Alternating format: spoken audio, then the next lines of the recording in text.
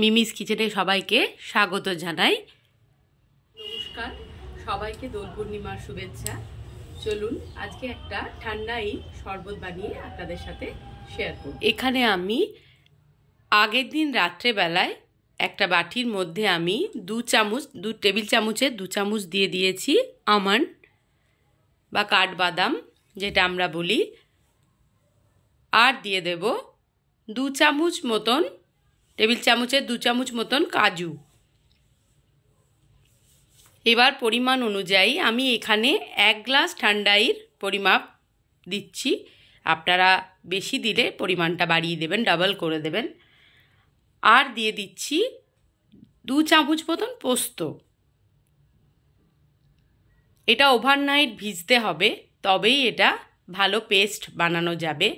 আর দিয়ে দেবো 2 চামচ মতো চার মগজ,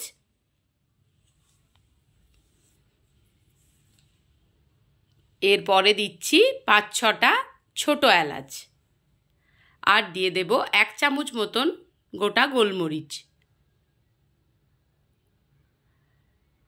আর দিলাম, যেহেতু চামচটা পুরোটা স্পুনটা ভরেনি তাই একটু আবার দিয়ে দিলাম গোলমরিচ। এবারে দিয়ে দেব গোলাপের পাপড়ি, এটাও আমি প্রায় 1.5 চামচ মতন গোলাপের পাপড়ি আমি দিয়ে দিলাম।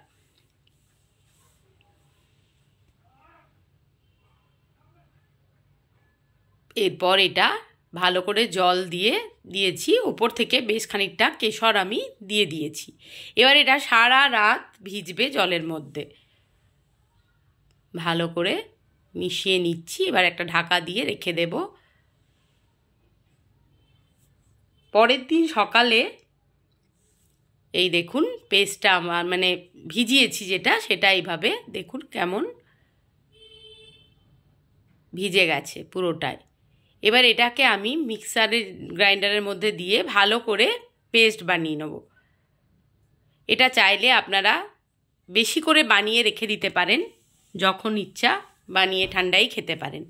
এই যে এইভাবে পেস্টটা আমার তৈরি হয়ে গেছে। এবার একটা কন্টেনারের মধ্যে আমি এটাকে, এয়ারটাইট কন্টেনারের মধ্যে আমি এটাকে ফ্রিজে চাইলে স্টোরও করতে পারি। এবার আমি শরবত বানাবো। নিয়েছি 1 বাটি দুধ, চিনির গুঁড়ো, ঠান্ডাইয়ের মিশ্রণটা যেটা গোলাপ জল। এবার আমি গ্লাসের মধ্যে, এতে কিন্তু আমি বরফের কুচিও দিয়েছি। এরপর এক এক করে দিয়ে দিচ্ছি চিনির গুঁড়ো। আপনারা চাইলে চিনির দানাও দিতে পারেন, অসুবিধা নেই। আমি গুঁড়ো ছিল তাই গুঁড়োটাই দিয়েছি। এরপর পুরো ঠান্ডাই যে মিশ্রণটা আছে সবটাই আমি দিয়ে দেব পেস্টটা।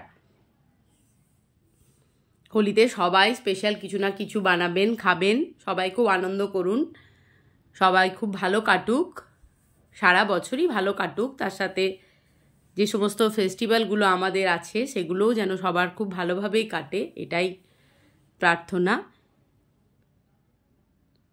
মিশ্রণটা পুরোটাই আমি আস্তে আস্তে মিশিয়ে নিচ্ছি।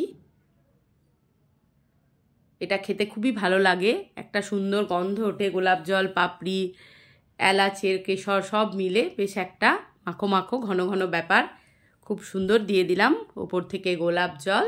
এবার কিছু গোলাপের পাপড়ি আর পেস্তার টুকরো আমি ওপর থেকে জাস্ট গার্নিশিংয়ের জন্য দিয়ে দেব।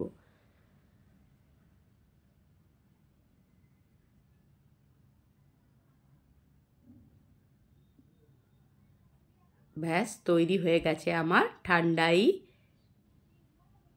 গরমের দিনে ঠান্ডা ঠান্ডা উপভোগ করুন, বানিয়ে এইভাবে খান। ভিডিওটি ভালো লাগলে like, comment, share and subscribe করে আমার পাশে আপনারা এভাবেই থাকবেন।